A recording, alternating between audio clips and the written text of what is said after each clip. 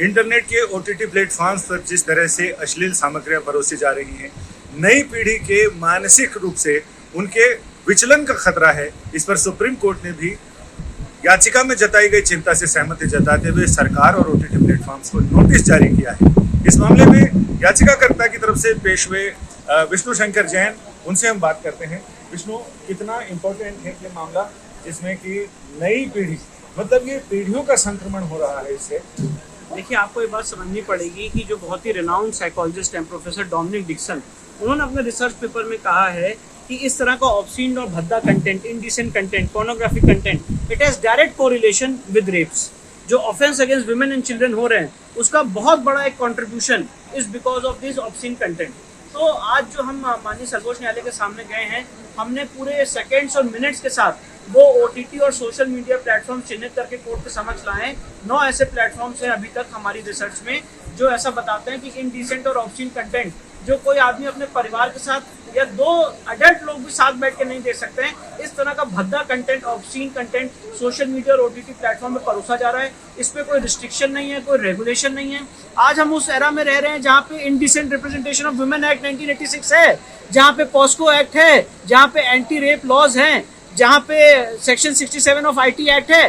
पर सवाल ये है कि अगर आज इस तरह का भद्दा कंटेंट परोसा ना जाए, इसके लिए कोई कानून नहीं है। इसके लिए जो आईटी रूल्स 2021 है, ये मैं नहीं कह रहा हूँ, सुप्रीम कोर्ट में पहले भी ये बात आई है, ये सफिशिएंट नहीं है, क्योंकि ये कोई चेक नहीं ला रहे हैं एक लार्ज स्केल पे जो भद्दा, ऑब्सीन और इनडिसेंट कंटेंट परोसा जा रहा है। और यही हमारी चिंता थी कि ऐसा कंटेंट रोका जाए। और मैं आपको बताना चाहता हूँ, हियरिंग के दौरान सर्वोच्च न्यायालय ने भी बात जताई कि जिस तरह से आज टेक्नोलॉजी के माध्यम से मोबाइल फोन हमारे बच्चों को उपलब्ध हैं, इस तरह का कंटेंट उन तक ना पहुंचे, इसके लिए क्या रेगुलेशंस हैं, क्या चेक्स हैं। और केंद्र सरकार ने भी इस मामले को एडवर्सरियल लिटिगेशन के रूप में नहीं लिया है। सॉलिसिटर जनरल श्री तुषार मेहता इस मामले में अपीयर हुए थे। उन्होंने कहा कि हम भी काफ़ी हद तक कानून लाए हैं और भी आगे लाने वाले हैं जो इस तरह के ओटीटी प्लेटफॉर्म्स पे चेक लगे, रोक लगे।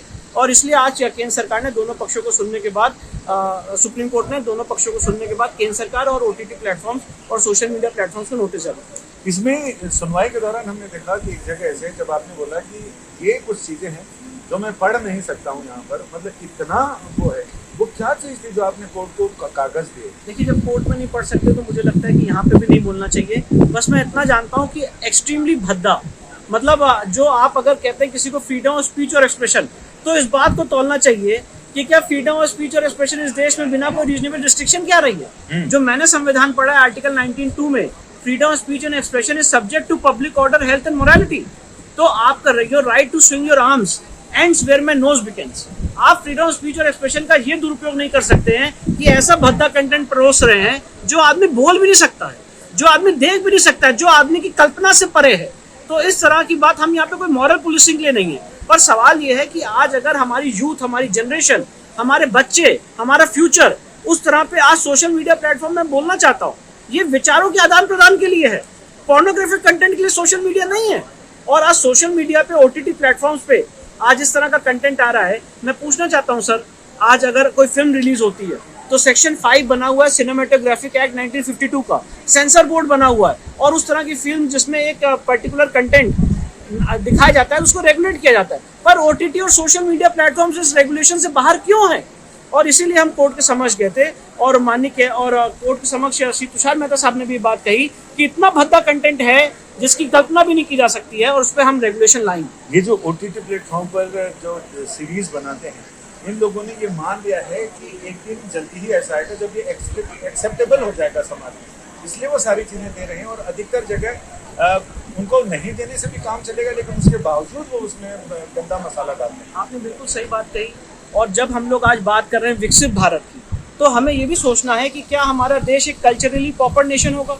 क्या भारत ने जो यूनाइटेड नेशंस की ट्रीटी साइन की थी 1910 की, और आगे भी जो इंटरनेशनल लॉज को भारत ने साइन किया था, क्या वो सब एक डेड लेटर बन जाएंगे? और हमारी कोशिश है, हमारा पूरा प्रयास है कि हमारे जो यूथ है, हमारी जो कमिंग जनरेशंस हैं, वो इस तरह के ऑब्सीन और भद्दे कंटेंट, इनडिसेंट कंटेंट से रूबरू ना हो। समाज हमारा हमेशा एक कल्चरली डेवलप्ड समाज रहा है, और वो कल्चरल वैल्यूज, एथोस खत्म ना हो। साथ ही साथ आप जो वुमेन को एक इनडिसेंटली रिप्रेजेंट कर रहे हैं, जिसका डायरेक्ट कोरिलेशन है, मैं फिर से रिपीट कर रहा हूँ, इस तरह के पोर्नोग्राफिक और ऑब्सीन कंटेंट का डायरेक्ट कोरिलेशन है रेप की घटनाओं से। इसके हमने रिसर्च दी है, इतनी रिसर्च दी है जहाँ पर रेपिस्ट ने माना है कि उन्होंने ये ऐड किया because of this kind of content. तो मैं उसको जस्टिफाई नहीं कर रहा हूँ, पर मैं कह रहा हूँ कि इसका बहुत बड़ा एक कंट्रीब्यूशन है so far as offence against women and children are concern.